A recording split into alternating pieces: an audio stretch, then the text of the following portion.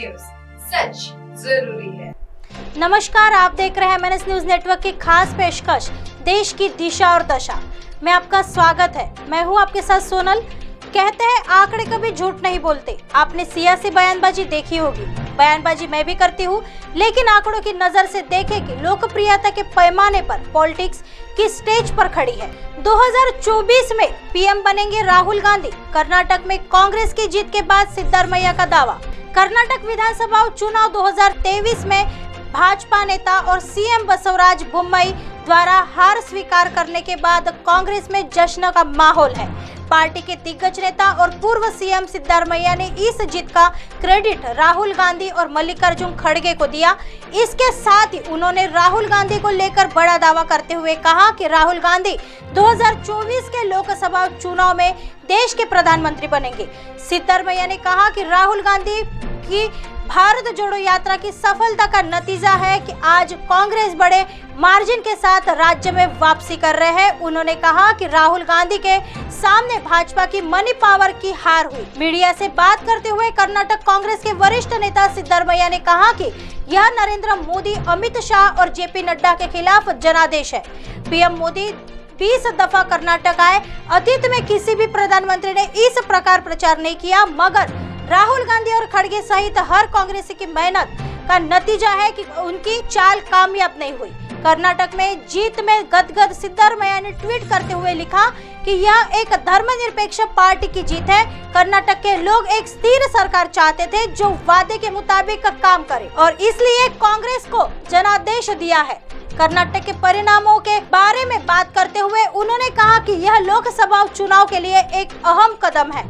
सिद्धारमैया ने कहा कि मुझे उम्मीद है कि सभी गैर भाजपा दल एक साथ आएंगे और देखेंगे कि भाजपा हार गई है और मुझे यह भी उम्मीद है कि राहुल गांधी देश के प्रधानमंत्री बन सकते हैं। एक और खबर सामने लेकर आए हैं कर्नाटक में कांग्रेस की जीत को लेकर।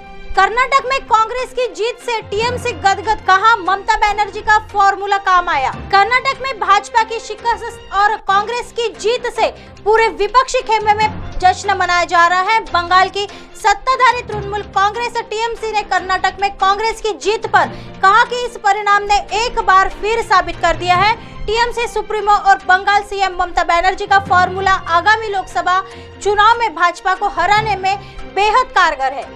ममता बनर्जी ने फॉर्मूला दिया है कि जिस राज्य में जो पार्टी शक्तिशाली है वहां वह भाजपा का सामना करे।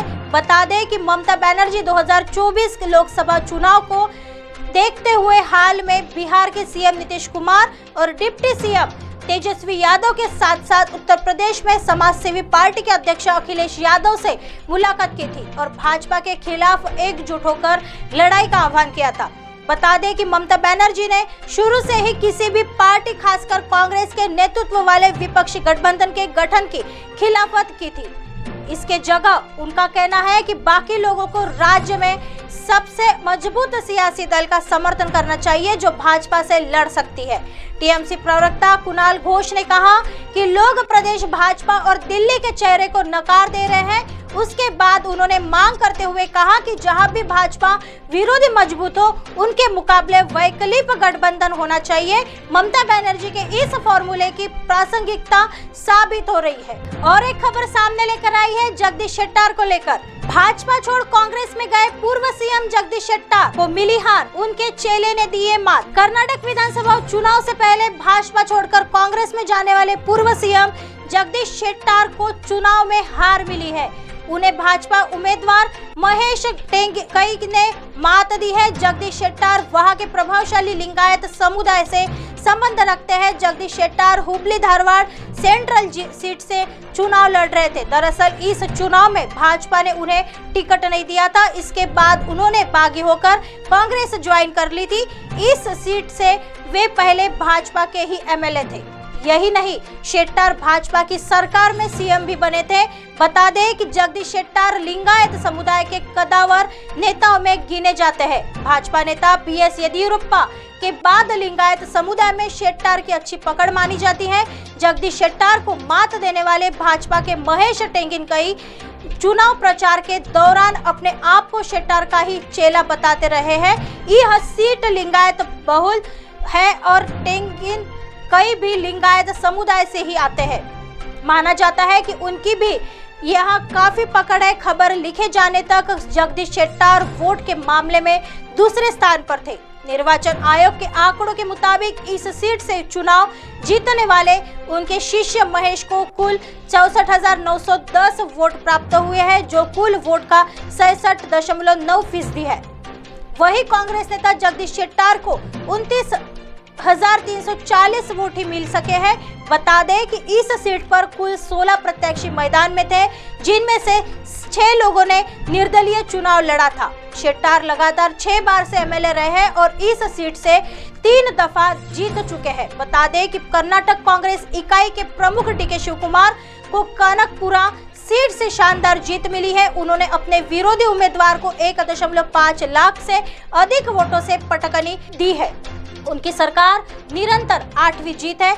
डीके शिवकुमार सीएम पद के प्रबल दावेदार भी है। वहीं पूर्व सीएम सिद्धारमैया ने भी वरुण नासिर से चुनाव जीत हासिल की है और वे भी सीएम पद के दावेदार है। अब देखना यह है कि इन दोनों नेताओं में से कांग्रेस किसे सीएम बनाती है।